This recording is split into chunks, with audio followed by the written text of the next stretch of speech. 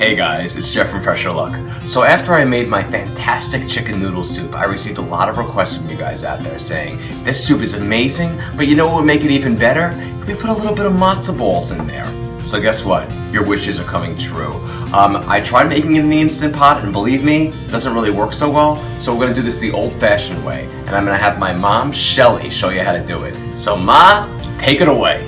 Hi, so it's Shelly, and I am using a matzo ball recipe that I have gotten from Judy Skolnick in her own handwriting. Shout out to Nancy. Okay, so I'm about to put in 4 eggs, and I'm going to beat them with a fork.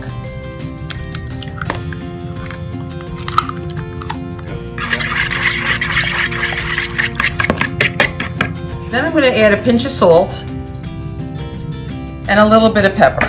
White pepper. Then we add 1/3 cup of vegetable oil. Or schmaltz. Can you use schmaltz? Schmaltz. Whatever it is. And I don't, but I'm sure you can. So Judy's recipe says to use a 1/2 cup of seltzer water, but my family likes the matzo balls firmer because the more seltzer water you use, the less firm they are. So I have a 1/2 cup of water, but I left a little bit of room, and you put in a fresh bottle of seltzer. Whoops, that has to be very cold. And it should be very cold. Yes. And you pour that in, give it a little stir, and then you add 1 cup of matzo meal. Now, having said that, and you stir as you go along. And matzo meal is not to be confused with matzo ball mix. They're two completely different things. Matzo meal. Now guys, I use jumbo eggs, and if you see, this is still kind of watery, and it shouldn't be this consistency. It should be a thicker consistency, not overly thick, but a little thicker. So I'm going to add a little bit of matzo meal at a time, and I will stir until I get to the consistency that I think it should be, and I'll show you. It shouldn't be that the fork can't go through it well. And as you can see, I really am applying a little bit at a time because I don't want it to get too thick. It's getting to the consistency that I like, but it's still a little too loose. Okay, this should be it. So you see that it's thick, but I can run my fork through it. So depending on the eggs, like if you use regular eggs or small eggs, that's why you start off with that 1 cup, and then you add to the consistency of this. It's like a really thick oatmeal, it should look like. Yeah, that's a good analogy. Now you refrigerate this uncovered just like this in your refrigerator for 1 hour. Oh.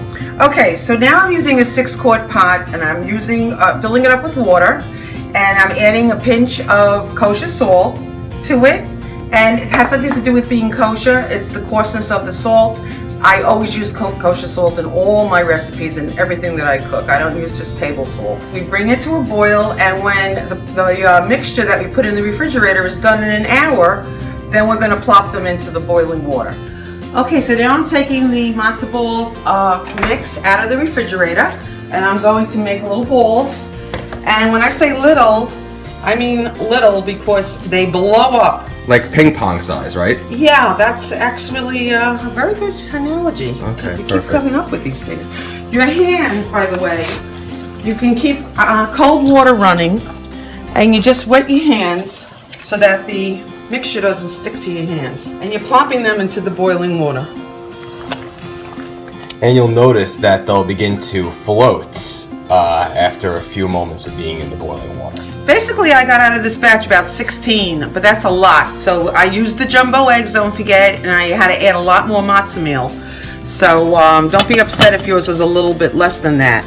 And now you're going to put it on, you're covering it very tightly, and you're going to simmer it. Put it on low, let it boil, like on a simmer, for 20 minutes. Okay, so now we're going to shut off the stove, take off the lid, and you can see how they blew up. Yeah, they get real big. Nice size.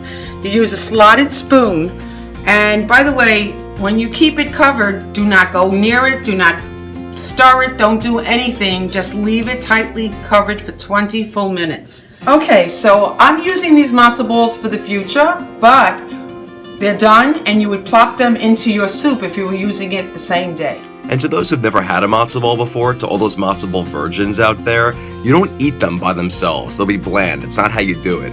What you do is you take it and you put it into the soup, and then that's when all the flavor comes out, when all the broth gets absorbed into the matzo ball. Think of it as becoming a Jewish soup dumpling once you put it inside the soup. That's how you do it. And this way the flavor of the soup gets soaked into the matzo ball as well. Now, if you're going to freeze them and use them in the future, this is my tip to you.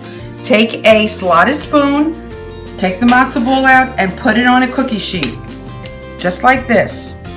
After I do all of it, you're going to put it in your freezer. They will freeze, maybe, in an hour or so, and then you take it out and you put it in a plastic baggie, and then you put it back in the freezer for when you need it. They will not stick together because of this little tip. It's fabulous.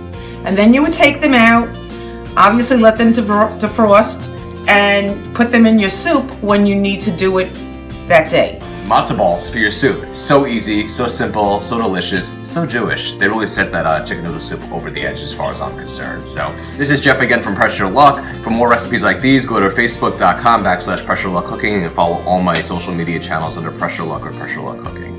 Have a great day.